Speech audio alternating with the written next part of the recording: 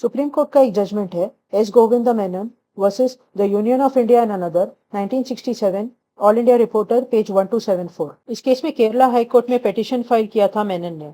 वो कमिश्नर था Hindu religious and charitable endowments का, जो मंदिरों को चलाने को लेके है, जो डिस्क्रिमिनेटरी सेक्युलरिज्म का प्रतीक है मेरे ख्याल से। लेकिन वो विषय नहीं है अभी का। मेनन के खिलाफ काम ठीक से न करने का आरोप था। उसके खिलाफ इंक्वायरी बिठाई गई और सस्पेंड किया गया। मेनन ने डिफेंस में रिटन स्टेटमेंट भी फाइल किया। गवर्नमेंट ने कहा कि वो मान्य नहीं है और इंक्वायरी ऑफिसर को बिठाया गया। इसके बाद मेनन ने रिट पिटीशन फाइल किया कि सर्टियरी दिया जाए प्रोसीडिंग्स क्वॉश करने, मैंडेमस कि राज्य सरकार उसे काम करने दे। स्टे एप्लीकेशन नहीं फाइल किया गया मेनन द्वारा, तो कोई स्टे नहीं दिया गया। इंक्वायरी कमेटी ने मेनन को गिल्टी पाया। उसके बाद केंद्र सरकार ने मेनन को शोकॉज नोटिस इशू किया। इस पे मेनन ने रिट में अमेंडमेंट के लिए एप्लीकेशन फाइल किया कि प्रोहिबिशन दिया जाए इसमें आगे बढ़ने से रोकने के लिए और शोकॉज नोटिस भी क्वॉश करने के लिए। ये अमेंडमेंट एप्लीकेशन अलाउ किया गया। मेनन का कहना था कि उसका काम मद्रास के कानून के अंदर था, तो उस एक्ट के अंदर के अथॉरिटी का परख सकते हैं मैटर को। तो उसके खिलाफ के प्रोसीडिंग्स बिना जुरिस्डिक्शन के थे, जो सेंट्रल गवर्नमेंट के द्वारा थे। बेसिकली मेनन का उद्देश्य था कि वो अपने द्वारा किए गए करप्शन को और आईएएस के नाते उसके द्वारा जो दायित्व का भंग हुआ है, उन दोनों को मर्ज करके देखा जाए। एक हाईकोर्ट जज ने कहा कि रिस्पोंडेंट को था जुरिस्डिक्शन, और अलग जज ने कहा क्वाज़ी जुडिशियल डिसीजंस जो किसी एक्ट के अंदर किए जाते हैं वो फाइनल हो जाते हैं अगर उसी एक्ट के अंदर चैलेंज नहीं हुए तो, और ऐसे आदेश फाइनल होने के बाद डिसिप्लिनरी प्रोसीडिंग्स नहीं कर सकते। तो केंद्र सरकार को जुरिस्डिक्शन नहीं था कुछ चार्जेस के विषय में, और कुछ में वो आगे बढ़ सकते थे। तीसरे जज ने भी कहा कि जुरिस्डिक्शन था, तो पिटिशनर डिसमिस हो गया। ऐसे मेनन आया सुप्रीम कोर्ट। चार्जेस 1 से 4 था मिसकंडक्ट का, कि मंदिर के प्रॉपर्टी को लेके जिससे मंदिरों का नुकसान किया गया, और वो कम नहीं 50,000 एकड़ का। चार्ज 9 था कि उसने कोई कॉन्फ्रेंस अटेंड नहीं किया। क्या तुमने कहीं सुना है किसी मजहब में कि उस मजहब के भूमि को गवर्नमेंट किसी के भी हाथ में दे सकती है किसी भी काम के लिए? लेकिन धर्म में ऐसा हो सकता है।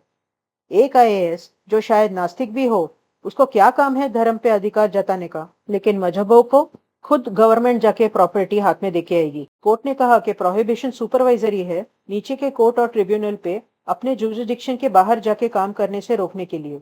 कि प्रोहिबिशन जुरिस्डिक्शन से बढ़ के जाने के खिलाफ, बिना जुरिस्डिक्शन के काम करने और नेचुरल जस्टिस प्रिंसिपल्स के खिलाफ काम करने से रोकने के लिए है। मेनन का कहना था वो गवर्नमेंट का नौकर नहीं है और अपने आप में ही एक शक्ति है, तो गवर्नमेंट उसके खिलाफ कदम नहीं उठा सकती। कोर्ट ने रूल्स पढ़े कि जो भी बराबर का गवर्नमेंट है एक विषय में, वो डिसिप्लिनरी प्रोसीडिंग्स चालू कर सकता है और केंद्र सरकार द्वारा निकाला भी जा सकता है। कि मेनन के हिसाब से जब कोई आईएएस गवर्नमेंट के अंदर काम करता हो, तो ही सरकार का अधिकार होगा उस पे मालिक और नौकर के रिश्ते से। कमिश्नर इसके नीचे नहीं आता। कोर्ट का कहना था कि मेनन का ऐसा इंटरप्रिटेशन करना गलत है, कि रूल कोई प्रतिबंध नहीं लगाता कि कैसे कानून पे डिसिप्लिनरी प्रोसीडिंग्स चालू कर सकते हैं। सिर्फ इतना है कि आईएएस जिस भी सरकार के अंदर काम कर रहा होगा, वो सरकार डिसिप्लिनरी प्रोसीडिंग्स इनिशिएट कर सकती है। कि मेनन कमिश्नर का भी काम कर रहा था और बोर्ड ऑफ रेवेन्यू का भी मेंबर था उस एक्ट के अंदर। कि क्रिया या दायित्व का पालन करने से चूकना गवर्नमेंट का नौकर रहते हुए करना काफी है डिसिप्लिनरी प्रोसीडिंग्स चालू करने के लिए। तो मालिक नौकर का रिश्ता होना आवश्यक नहीं है। तो टेस्ट होगा कि क्या क्रिया या दायित्व का पालन करने से चूकना कि आईएएस का कर्तव्य पे कोई दाग लगता है, जो उसके पब्लिक के नौकर होने पे दाग लगा देता है। कि अगर मेनन गवर्नमेंट का नौकर ना भी होता कमिश्नर के रोल में, कमिश्नर का कर्तव्य पालन करते समय अगर वो ऐसा कुछ करे जिससे आईएएस के गरिमा पे दाग लगे, तो डिसिप्लिनरी प्रोसीडिंग्स चालू कर सकते हैं उसके खिलाफ। कि कॉरपोरेशन सोल जिसका आधार ले रहा था मेनन, कि वो किसी के अधीन नहीं है, वो कोई अलग जंतु नहीं है। कि एक्ट में कॉरपोरेशन सोल का उल्लेख कमिश्नर के काम में बाधा आने से रोकने के लिए किया गया है। मेनन का आर्ग्यूमेंट था कि वो क्वाज़ी जुडिशियल काम कर रहा था मंदिर के प्रॉपर्टी को किराए पे चढ़ाते समय, तो उसके आदेश पे सवाल नहीं उठा सकते एक्ट के सिवा, जिसके हिसाब से जिस भी पार्टी के असहमति हो ऑर्डर से, वो अपील में जा सकता है या रिवीजन में जा सकता है। तो इसके बीच डिसिप्लिनरी प्रोसीडिंग्स नहीं चालू कर सकते।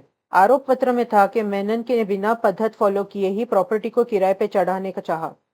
कि 5 साल से ज्यादा भाड़े करार किया तो वो मंदिर के हित में होना चाहिए, जो हास्यास्पद है। कितने केस कितने वर्षों तक चालू रहते होंगे भाड़े करू को बाहर निकालने के लिए।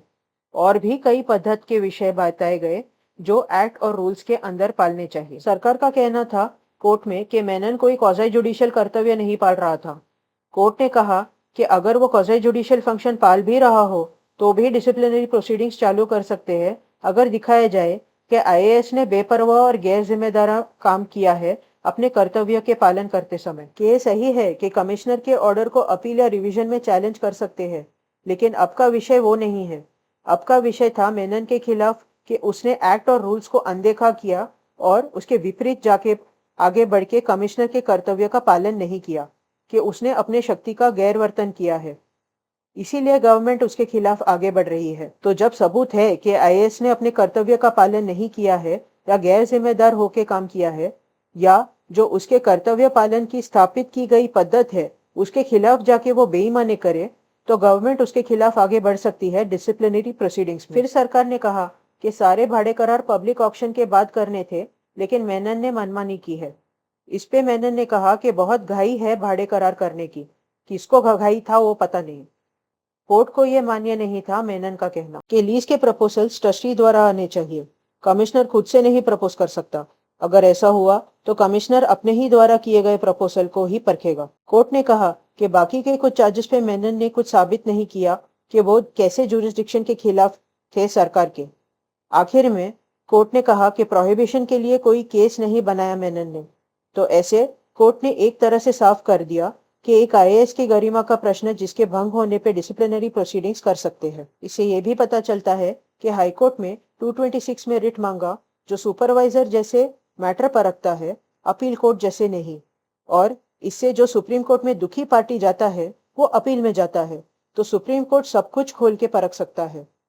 तो ना सिर्फ अपील में सुप्रीम कोर्ट परखता है कि क्या हाईकोर्ट ने अपना रिट जुरिस्डिक्शन ठीक से वापरा है, सुप्रीम कोर्ट आगे बढ़ के पूरा मैटर सुन के खत्म करने की क्षमता भी रखता है। लेकिन इसके लिए किस स्टेज में मैटर हाईकोर्ट और सुप्रीम कोर्ट पे आया है वो देखना इंपॉर्टेंट है।